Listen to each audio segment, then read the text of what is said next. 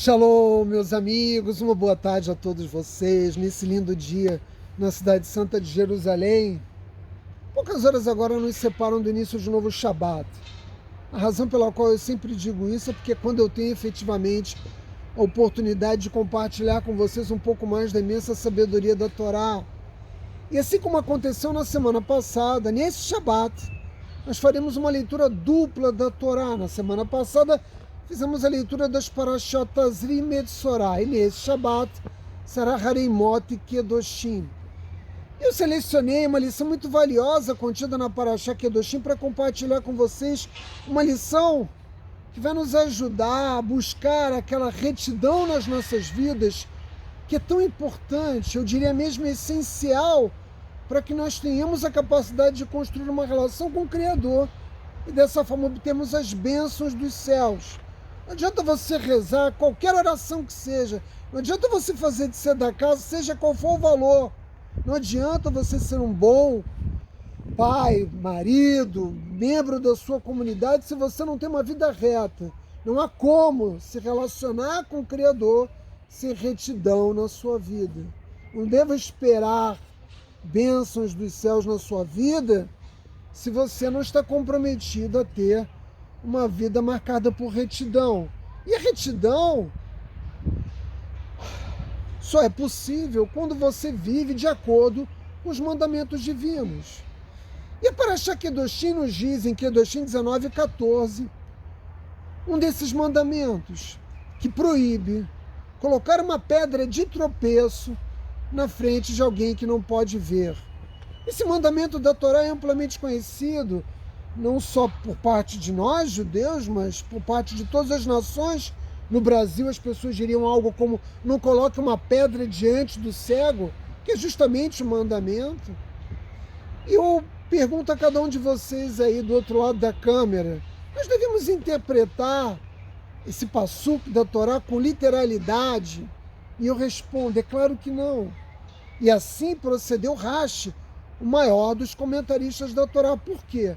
Porque a Torá não lida com pessoas que sejam tão más ao ponto de intencionalmente e voluntariamente colocar uma pedra diante de alguém que não pode ver. Essa é uma situação que se ocorre de uma maneira absolutamente episódica e excepcional. De modo que os nossos sábios, ao invés de buscar uma interpretação literal da Torá, nos oferecem uma interpretação deste comando divino a partir de situações práticas no qual o preconceito, o status social e, sobretudo, o interesse financeiro daquele que coloca uma pedra diante do cego é usado para enganar alguém. E aí você vai me perguntar do outro lado da câmera, mas Átila, como é que isso ocorre?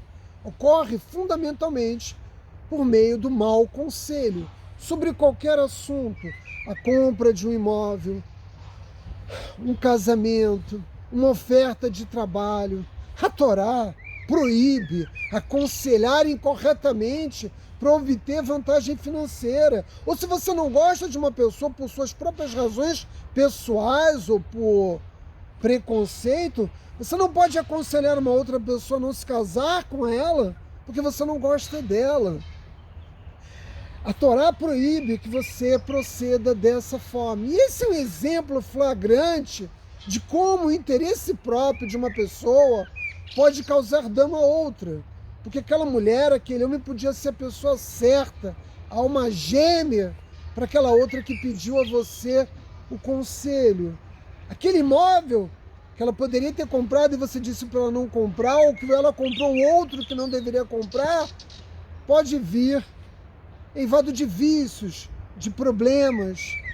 E assim, em relação a dezenas de situações, circunstâncias sociais.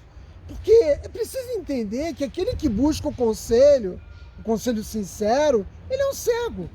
Ele é um cego na medida em que ele não conhece a resposta, a pergunta que ele dirige a você. Mas ele também é cego ao seu preconceito. Ele é cego ao seu interesse financeiro. Ele não sabe, quando você vai aconselhar ele, você vai aconselhá-lo não de maneira honesta, transparente e verdadeira, mas você vai aconselhar ele né? Utilizando o teu sistema de valores e, sobretudo, os teus interesses, que podem não ser o melhor interesse daquele que busca o seu conselho. Isso acontece comigo o tempo todo. Eu conheço muitos corretores de imóveis judeus, porque há muitos judeus entre corretores de imóveis, e as pessoas às vezes me pedem uma recomendação, eu digo, olha, eu não tenho. Cursos de hebraico, quantas pessoas me escrevem me perguntando, Átila, qual é o melhor curso de hebraico? Eu não indico. Pessoas que me pedem, Átila, compra para mim uma mezuzá e me envia de Israel para o Brasil. Eu digo, não. Primeiro porque você não é judeu, você não pode ter uma mezuzá na sua casa. Em segundo lugar, porque eu posso escolher aqui, entre as muitas pessoas que eu conheço, onde comprar uma mezuzá e obter vantagem financeira por isso. Acontece dessa forma. Cada um de nós tem algum poder de influenciar os outros para que eles sigam esta ou aquela direção. Acontece dessa forma. O que acontece dessa forma? De você colocar uma pedra diante de um cego. Uma pedra que o cego vai tropeçar. Alguns códigos de ética profissionais possuem no seu interior determinados cânones éticos, né, que permitem responsabilizar um profissional que age com imperícia dolosa, por prevaricação. Eu falo isso para vocês de cátedra, porque eu sou advogado e eu conheço bem o Código de Ética da OAB, de modo que ao longo de mais de 2 décadas de exercício profissional, eu tive conhecimento de muitos advogados que agiram dessa forma, orientando mal seus clientes, dando mau conselho, os representando de uma forma que foge aos rigores contidos nos canones éticos do Código de Ética da OAB. Mas essa realidade do passado, a advocacia é a profissão mais antiga do Brasil, essa realidade do passado, ela se complexificou. Por quê? Porque já não são mais apenas os advogados, os médicos, os contadores, os farmacêuticos que formam máfias. Me perdoe se você exerce alguma dessas profissões, mas elas ajudam a ilustrar, né, a forma como muitas vezes esses profissionais colocam uma pedra diante do cego. Ao lado de todas essas profissões, surgiram inúmeras outras que se dedicam a aconselhar os outros, e naturalmente a receber remuneração para isso. E eu sei que você é capaz de citar algumas dessas profissões. Nós temos os terapeutas, nós temos os conselheiros de casamento e de divórcio, nós temos os gerentes de patrimônio, principalmente os gerentes de banco, nós temos os planejadores financeiros e temos essa profissão odiosa, o coach. Eu nem sei qual é o plural dessa expressão, mas é claro que esses profissionais muitas vezes agem de acordo com o seu melhor interesse e não com o melhor interesse daqueles a quem ele aconselha. Átila, a Torá exorta os seres humanos a serem perfeitos? Sim, ela nos exorta a ter uma vida santificada, mas Akadosh Baruch Hu, que criou os homens, sabe muito bem que nós não devemos esperar a perfeição de um outro ser humano. A verdade é que muitas vezes os conselhos que são dados e adotados por aqueles que os recebem têm a capacidade de se revelar autodestrutivos, mesmo quando não é esta a intenção manifesta daquele que dá o conselho. Portanto, eu digo aqui para vocês, cuidado. Cuidado, mesmo quando há transparência. Cuidado, mesmo quando há honestidade. Por quê? Porque sempre há um toque de interesse da própria parte. O advogado quando aconselha, o médico quando aconselha, o terapeuta quando aconselha, o coach, etc, etc. Sempre há um toque de interesse, porque esta é a natureza humana e, afinal de contas, é assim que essa pessoa ganha vida. E você não deve se esquecer jamais disso. Para ela, isto é um negócio. E nesse universo também existem os líderes religiosos, que oferecem sempre para nós uma simplificação para os nossos problemas. Olha, Você faz essa oração, que essa oração vai resolver o seu problema.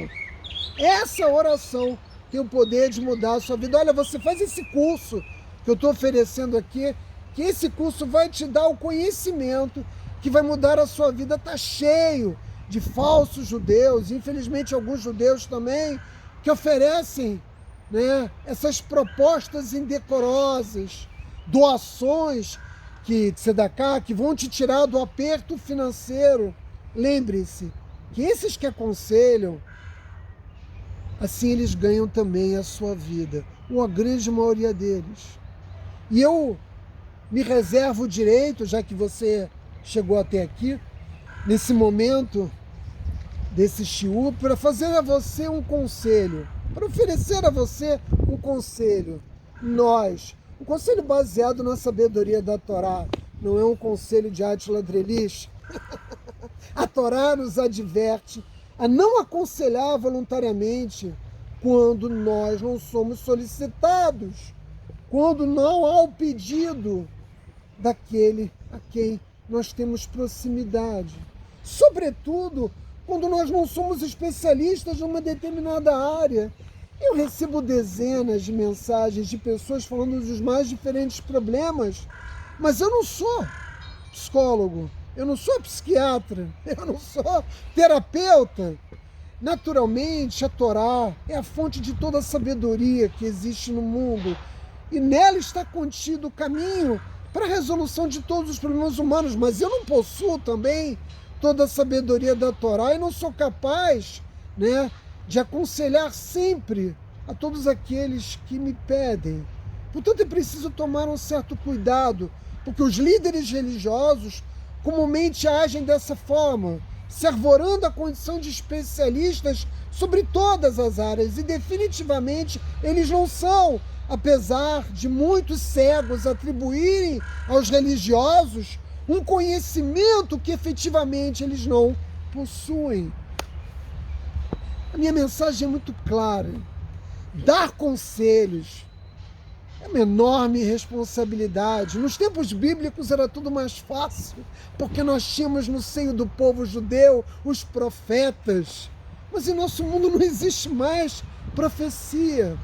Portanto, eu devo dizer a você uma segunda vez, muito cuidado para não criar você mesmo a pedra que vai fazer com que o cego tropece, meu amigo. Shabbat Shalom.